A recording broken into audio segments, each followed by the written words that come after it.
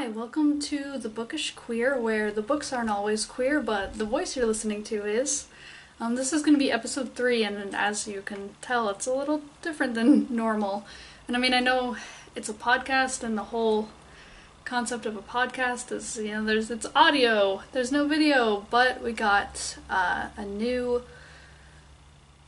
camera, and so I wanted to try it out. And also, I figure I'm putting these videos on YouTube, so I might as well make one at least that has a video. So this episode has a video, but if you want to listen to it just like a podcast, you don't have to watch. You could just listen like my other videos were. The only thing I'm gonna do is probably hold up some books that I own. So if you don't care about seeing the covers, that's fine. I'm gonna give this a try, and if people like it, comment. If you would rather just have it be the audio again, say that too. But I'm mixing it up this episode. This episode, I'm going to engage in my favorite act, suffering, by forcing myself to pick my all-time top 5 favorite books. Why did I do that to myself? I don't know, but here we go.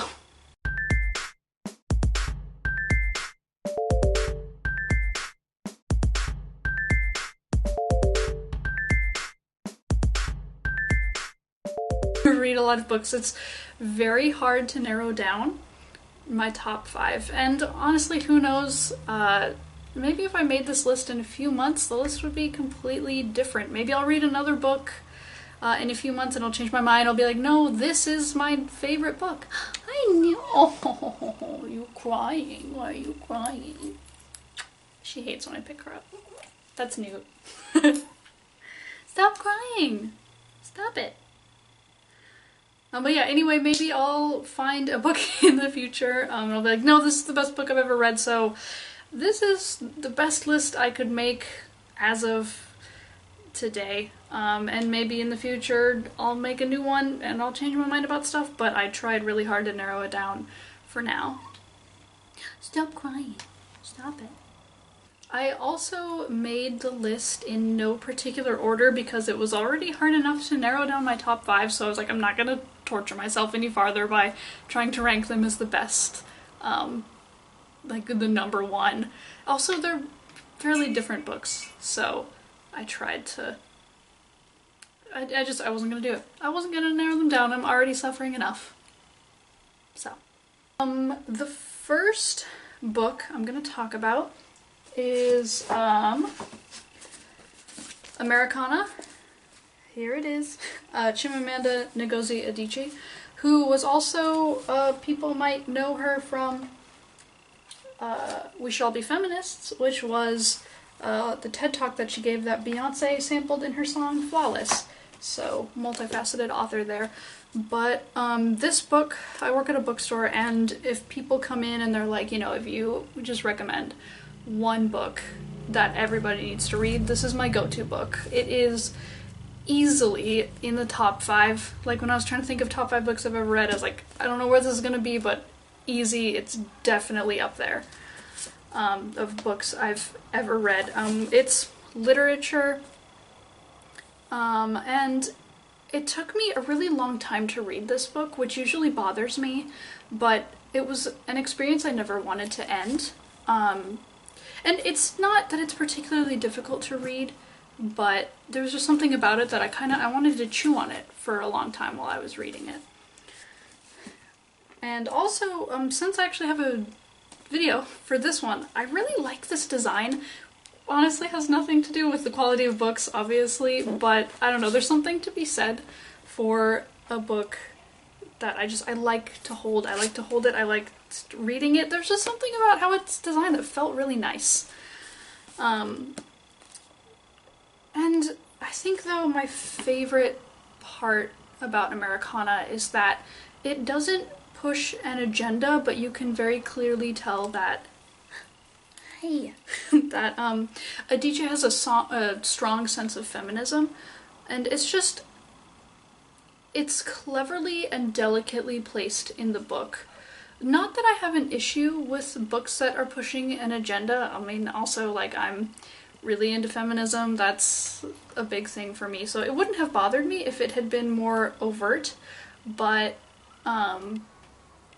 It was very subtle, and I think that it didn't sacrifice the story, the plot, the characters, and their journey to be a feminist book. Like, it just inherently is. Adichie just, it's so obvious reading that she believes in feminism at her core, and that just seeps into the work, as opposed to the feminism and, like, sentiments about equality being the center of the book and everything revolving around that, which I think would have made it a worse book. It would have made it less appealing just because it is literature and it's forwarded by a plot, but it was just so well done. It was so subtle, but nonetheless, when I read it, when I finished it, I felt like I was a better person for having read that book. And I feel like I learned a lot, but also it didn't feel like work.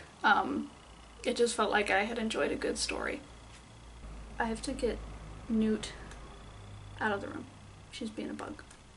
Okay, I've got Newt out of the room, so I can go back to talking normally. But the second book I'm going to talk about is, I've learned, sort of a controversial pick, but I kept it on the list anyway, and I'll talk about why. But it's The Curious Incident of the Dog in the Nighttime by Mark Haddon, which I first read when I was in high school. It was a book that I was required to read that I actually ended up liking. I ranked it as my favorite book for a long time, like a few years, but now I'm not really sure what my favorite book would be, because I've learned some stuff about this author that made me perceive the book differently. So when I first read this book, my teacher, it was for some literature class, said that the author worked with kids with autism, and that was just wrong information. I imagine she just didn't know. I don't know where that information came from, but it's inaccurate. I learned sort of recently, and you can see it on his website, he talks about it, it's like an old post that he wrote or something, but he actually did no research whatsoever, like at all, on autism, or like speaking with kids with autism, or adults. So when I first read the book, I thought that it was a good and well-researched and generally accurate depiction of a character with autism, but I've since learned that that's probably not true because he didn't do any research at all. So I kind of have mixed feelings of it because of that. However, when I first read it in high school, like, I'm not autistic, but I have some mental illnesses, and it was my favorite book because, you know, despite vast differences in different types of mental illness, it was still the first book that I had read with a character who I could relate to so much with my experience in the world. I guess that's how I would explain it. Like, you know, the main character does things that are things that, like, I might do because I have anxiety, or at least perceives things as frightening that a lot of other people wouldn't see as frightening. And so I just loved that. I loved having a character that, I mean, was very different from me.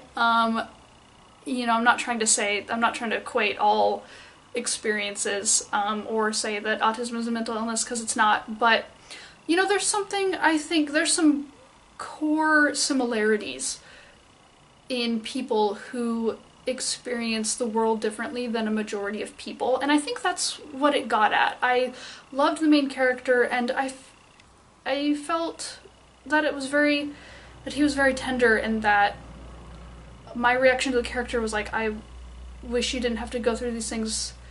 And maybe that's not the way to say it, it's just that I saw myself in the character and I felt very nurturing towards that. I saw this character going through intense things and not being treated right all the time, and I saw myself in that, and I was like, I guess it was sort of projecting, and that I was like, I wish I could tell this character it's okay, because I wish I could treat this character the way that I wish I would be treated. That's sort of weird. I'm not sure if I'm getting that across right. But basically, like,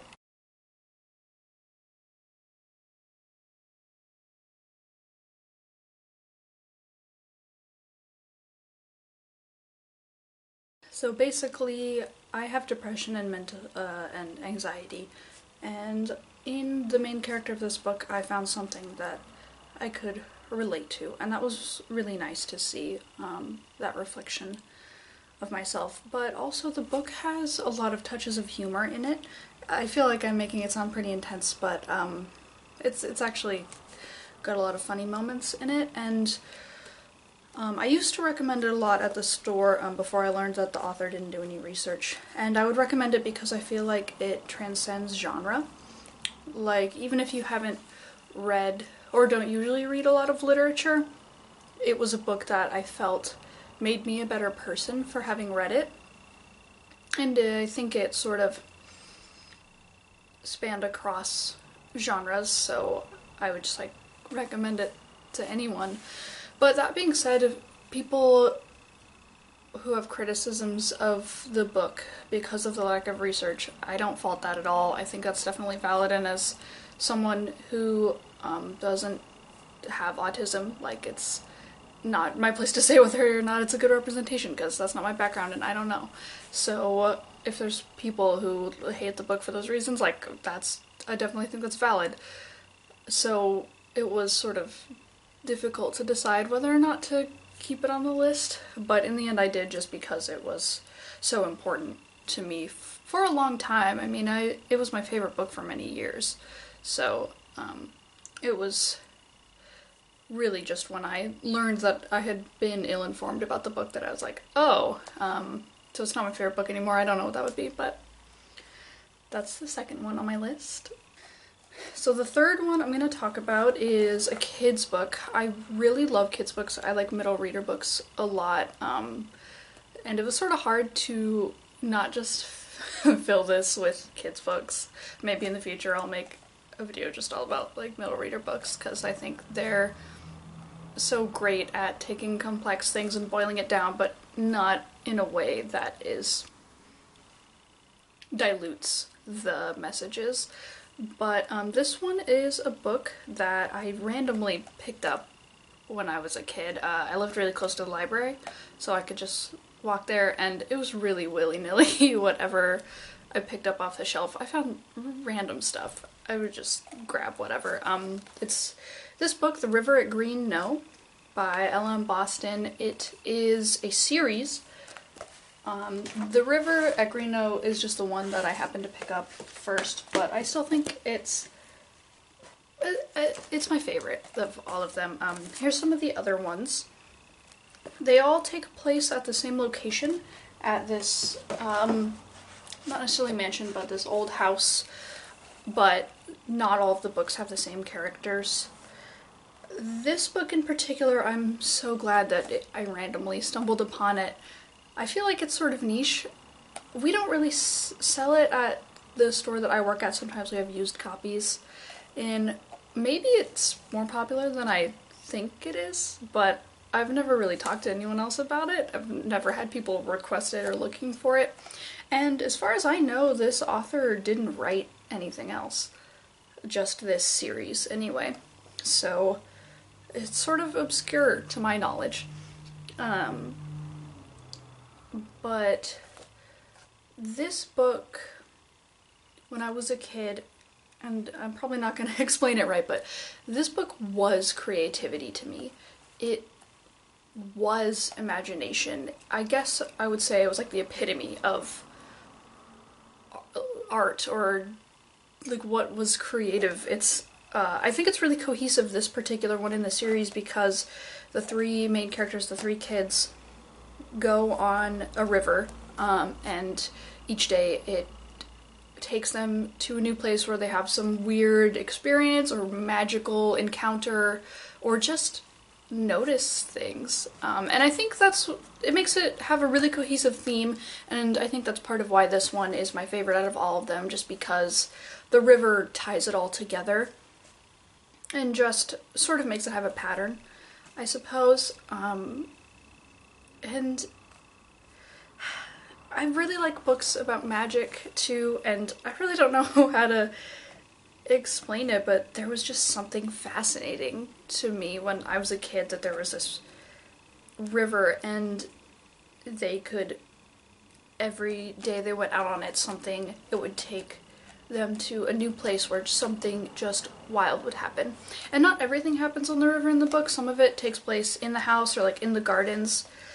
But it just felt like such a full world, and there was so much to explore. Like, I could definitely imagine when I was a kid, like being at Green Knowe and going on the river and just thinking about all of the different things that could happen. And there's also one of the main characters is a girl, which was nice when I was a kid, and the other two are boys, and one of them is an Asian boy, which is like nice as well. I like having diversity in kids' books. It also has some illustrations in it, which are pretty fun, and I don't know, the idea of like the house too, here's another fun illustration.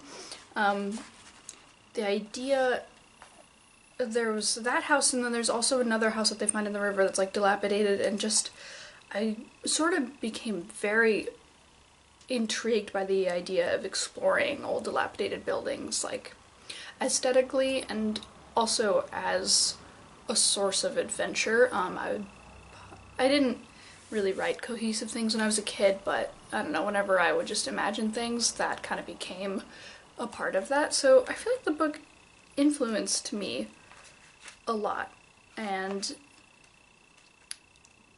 it has really stuck with me my whole life. And even today, I think it's just very creative.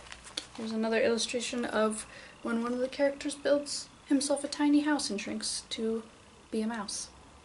Like you do. So, the next book I'm going to talk about, I'm going to cheat a little bit, because it's Earthsea. Technically, I'm going to talk about the first one, but it's a cycle. These are the first three. The first one and third one are my favorites. And Ursula K. Le Guin, I've never read anything by her that wasn't phenomenal. Earthsea is by far my favorite fantasy book, like, ever, or fantasy series of all time as far as books go. Not that I've read a whole lot, but it's just phenomenal. I would definitely consider it required reading if you're into fantasy. Ursula K. Le Guin also writes science fiction. She wrote The Left Hand of Darkness, which I don't really read a lot of sci-fi. I like it a lot. I like to watch it, but I don't read it. But I was so glad I stuck with The Left Hand of Darkness. But Earthsea, the thing that is, I think, the best thing about it is that each book imparts a really profound message, and they're not particularly long books. They're not particularly, I mean, they're adventures and they're epic in that sense, but they're not like, 5,000 pages. So I find it particularly wonderful that each book can have such a cohesive and full message in kind of a small amount of time. The first book, also, the main character Jed is brown, and there's a lot of brown people in it, which is wonderful. Fantasy has elves and gnomes and dragons and no brown people.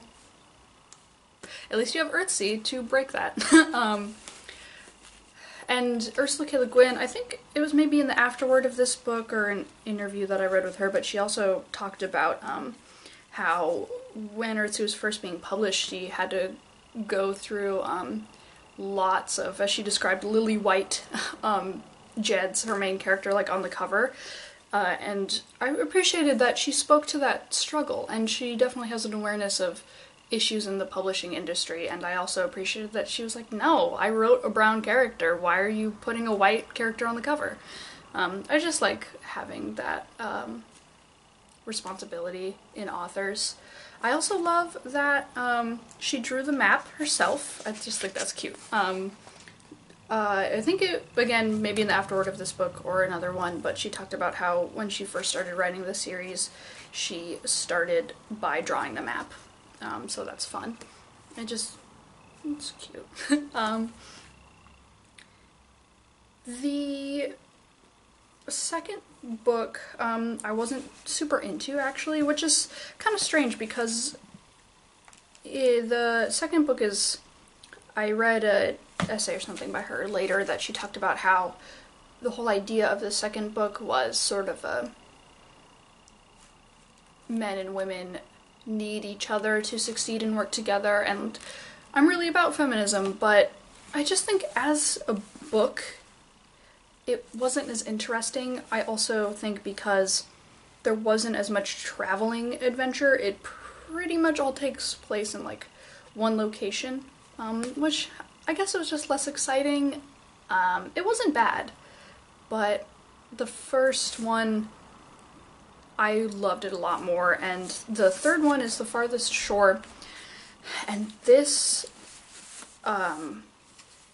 the theme, I would say, of it, or like the message that it imparts, is that humans' knowledge that we're going to die, because, you know, that's like one thing that separates us from a lot of animals, is that we have an awareness that we only have a limited amount of time, which is a pretty existential thing, and it's pretty scary, but this book was so wonderful in that it showed that that knowledge is actually a gift, and it's not to be feared, but to be appreciated. And maybe I'm not conveying that quite right, because it's not, like, it's a fantasy book. It's got a cohesive adventure and characters, so it's pretty subtle with that message, yet that's what I really got from it. And that's the other thing I love about Earthsea, is like the system of magic in it is really well done, it's cohesive, it makes a lot of sense. The world is well-rounded, it's fleshed out, and they are fantasy stories. If you like to read fantasy, that's what they are. But at the same time, without sacrificing that great plot and the fact that it's a fantasy book, still has these messages that I think stick with me a long time after I read the book, and that's just the sign of Ursula K. Le Guin being a really skilled author, I think. And so I cheated, I talked about these 3 books, but Earthsea, read it. Ursula K. Le Guin also did, not related, but Cat Wings. Love it. Great little kids book. So that's what I have to say about Earthsea. And so for number 5 on my list, I would reiterate that it was so hard to narrow this list down. For number 5, I was kind of going back and forth between different options. I was going back and forth between Princess Academy, Shakespeare's Twelfth Night, and Edith Hamilton's Mythology, because they're all books that mean a lot to me in different ways. Again, a kid's book, love them. But what I did was, I did the silly, like, oh, if I was on a deserted island, which book would I have? And that would probably is what I should put on the list. For one, I would probably choose like a survival guide book, you know. Why would I have a book on a deserted island? I have a lot of questions, but it did help me narrow it down. I put away Shakespeare first because, look, I like it, obviously, but I'm not gonna read Shakespeare on a deserted island. Like, I need comfort, and I also got shit to do. And so then it was between Princess Academy and Edith Hamilton's Mythology. I might just make a video about kids' books later because I have a lot to say about this book. But in the end, I did decide to go with Edith Hamilton's Mythology. Partially because this is my original copy. As you can see, I mean, it is a very old book, but I read it so much when I was in like middle school and up that the front cover fell off, and the back cover also fell off. The spine is still weirdly attached to the... I don't know, so obviously I loved it a lot. I have left these sticky notes in here from when I was like, I don't know, 12. I've left this bookmark in here just because I'm like too nostalgic to take them off. I like remembering what little me was interested in, although I kind of don't super remember why I marked those pages at this point because it's been a long time. But here is my other edition that's readable, which I got as a gift, the hardcover one. And I chose Mythology because, you know, there's something about telling stories, right? There's something about myths and lore that I feel is really human. It's human nature to share stories and pass along tales, and there's something comforting in that too, I think. So that's why I ended up choosing this one to be the last on my list. Particularly, I like Edith Hamilton's version. There's a lot in here as well. I mean, this is practically the same book, you know, it's the same amount of stories, I mean, for the most part. So it doesn't super matter what edition you get, but there is a lot. It's really comprehensive, and that's part of the reason I like it so much, particularly her version, is because it's very obvious, you know, just the hours of research she put in. Comparing myths, you know, they're elusive things, and you can really tell that she took a lot of time deciding between different myths and different writers telling the same myth and whatnot, that she really considered everything before deciding which version and how to tell each story. The other part of it is that, you know, mythology is inherently has a lot of magic, I think. You know, they're very old stories, and they're, you know, they're inherently myths. That's mythology.